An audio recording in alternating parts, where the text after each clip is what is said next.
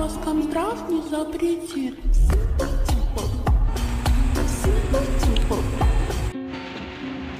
Yan. Ni-drawing ko na siya. Transformer. Switch. Tapos, yung extension ng ano.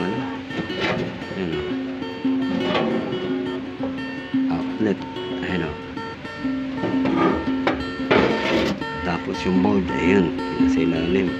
Ayan sa ibabaw pala. Ayan. Ito yan. Ito yung board. Ito yung ilalim ng board at ito naman yung ibabaw ng board. Ito, mayroong dalawa ditong relay. Tapos, ito, isa pang relay para naman sa extended na outlet. Kasi pag pumitik to, saka lang to magkakaroon ng supply. Yan. Yung ano may nakasaksak dyan, saka siya gagana. Marahil ito yung sa may tubig. Kung ito yung sa car wash, yung dito yan. Bumitaw na tong relay, hindi na lalabas, hindi na mag-on yung kung ano may nakakabit kasi cut na. Yan.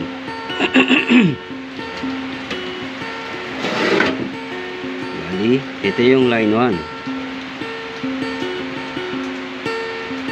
Isang linya pumasok sa relay, tapos yung isang linya pumasok sa switch pumasok sa extended na tapos yung isang linya nya pumasok din sa isa pang relay nya, tapos yung sa relay naman nya pumasok dito sa board sa ilalim. Ito isa pa, hindi ito relay din to, ito yan, ito yan, nakabit, nakarekta na siya, hindi na siya nakabit sa ganito, dito na siya kinabit.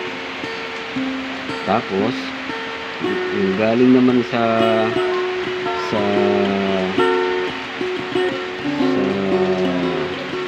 transformer, kung saan manggagaling yung para sa line ng line 1 at saka line 2.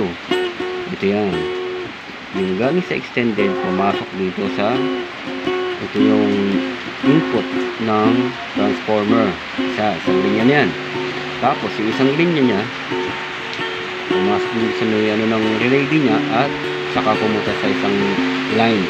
Kanina line 2, ngayon naman line 1. Ayan. Ayan. Umikot siya dito. Ayan. Tapos yung isang linya na ito pumasok dito sa switch. Ayan. Yan ang line saka line 2. Ganun lang siya kasimple. Ngayon, yung out ng DC, ng AC na 12 volts, pumunta naman siya dito.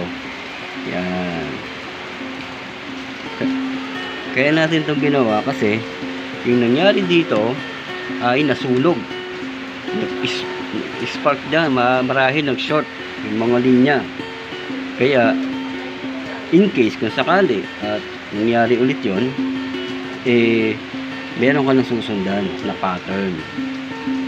Yan. Napakadali lang yan. Malinis ang malinis yan. Itong black, white, saka red na line, ito may pumasok doon sa dito yan. Sa control. Dito, pamunta yan dito. Dito, sa kabila. Yan o. Yan o. Ito yun. Ito yun. Punta doon. Ayan, doon. Pumunta dito. Dito ang punta niyan. Galing dito sa board. Dito, ito. Tapos pupunta naman siya dito. Yung hinuhulugan ng coins. Ayan. Yan naman yan. Simple lang yan. Yung para sa ilaw, dito naman ang punta niyan. Napakalapad niyan. Ayan. Ayan. Ayan lang. It's so simple. Diba? Alright. Ayan lang sa kasimple.